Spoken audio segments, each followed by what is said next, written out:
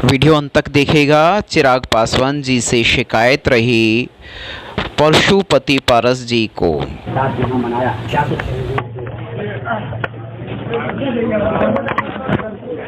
वर्ष आज 72 वर्ष पूरा होने को है। कल से 72 वर्ष शुरू होगा और पूरे देश में हमारी पार्टी का संगठन है। दलित सेना हो या मेन पार्टी हो, RLJP हो, पूरे देश में संगठन है। और आज पूरे देश के प्रत्येक स्टेट हेडक्वार्टर में मनाया गया। और हम लोग बहुत सुदूर गांव से आए हैं, देहात के गांव से आए हैं। हमारे पिताजी कबीर पंथ के संत थे और छोटे मोटे किसान थे। पिताजी का ही देन है कि हम 3 भाई थे और तीनों भाई मेंबर ऑफ पार्लियामेंट थे। जनता के द्वारा चुना हुआ प्रतिनिधि हम तीनों भाई हुए। और हमसे सबसे बड़े भाई रामविलास पासवान जी थे। आपने देखा होगा कि Guinness book of the world में 2 बार उनका नाम आया, दर्ज हुआ। और तीनों भाई मेंबर ऑफ पार्लियामेंट हुए। 3 भाई से 2 भाई हम लोग भारत सरकार के कैबिनेट मिनिस्टर हुए थे। ये जो भी देन है ये हमारे पिताजी और माताजी का देन है। वो कभी थे और स्कूली शिक्षा के अलावा परिवार में जो शिक्षा दी जाती है वो दिए उन्होंने। और जिसका ये फल, अच्छा फल हुआ कि हम लोग आज तक सच्चाई के रास्ते पर चले। गरीब हो, शोषित हो, दलित हो, पीड़ित हो, पिछड़ा हो, पीड़ित हो, ऊंची जाति के जो गरीब लोग हैं, गरीबों के प्रति हमारी सहानुभूति रही। और दलित सेना का जो गठन 1983 में पासवान जी ने किया था, जब दलित पर अत्याचार शुरू हुआ तो उन्होंने दलित सेना का गठन किया। और पूरे देश में जहाँ कहीं भी दलित सेना पर अत्याचार होता था वो पार्लियामेंट के अंदर में, पार्लियामेंट के बाहर भी, संसद के अंदर, संसद के बाहर भी अपनी आवाज़ उठाते थे।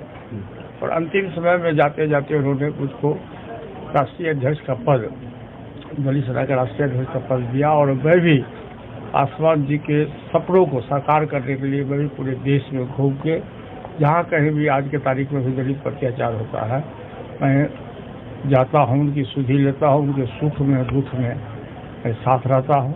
और ईश्वर की कृपा कहिए कि सबसे कम उम्र में मैं बिहार विधानसभा का सदस्य हुआ था। से 47 वर्ष पूर्व बिहार विधानसभा का भी सदस्य हुआ था। और 7 बार बिहार विधानसभा का सदस्य रहा, 1 बार विधान परिषद का सदस्य रहा, 9वीं बार लोकसभा का सदस्य हुए। बिहार में भी 4 बार सरकार में रहने का मौका मिला और लास्ट में दिल्ली में भी कैबिनेट मिनिस्ट्री में रहने का मौका मिला। तो ये हम लोगों का सोच है। और आज तक पूरी ईमानदारी से, पूरी निष्ठा से पार्टी की सेवा और देश की सेवा हमने किया। ये उसको अपने आप को खुशी है कि देश की सेवा करने में, गरीबों के हित की बात करने में हम कहीं पीछे नहीं हटे। यही हमारे जीवन का मूल आधार है। लोकसभा 72वां जो वर्षगांठ आपका है, क्योंकि लोकसभा चुनाव हो चुके हैं और अब देश के कई राज्यों में विधानसभा चुनाव होने वाले हैं, तो किस तरह की लोजपा की जो रणनीति है वो रहने वाली है? कितने जोश और उत्साह के साथ लोजपा की? आपने देखा होगा कि मुझको एक भी सीट नहीं मिला, फिर भी मैं NDA के साथ था, आज भी मैं हूँ, मैं भविष्य में भी रहूँगा। और अभी जो 4 स्टेट का चुनाव होने जा रहा है, हरियाणा है, तो महाराष्ट्र है, झारखंड है, जम्मू कश्मीर है, इन चारों स्टेट में हमारा जो संगठन है, हमारी पार्टी का संगठन पूरे स्टेट में सब जगह है। हमारी जो पार्टी का संगठन है और हमारे खास करके दलित सेना के जो लोग हैं,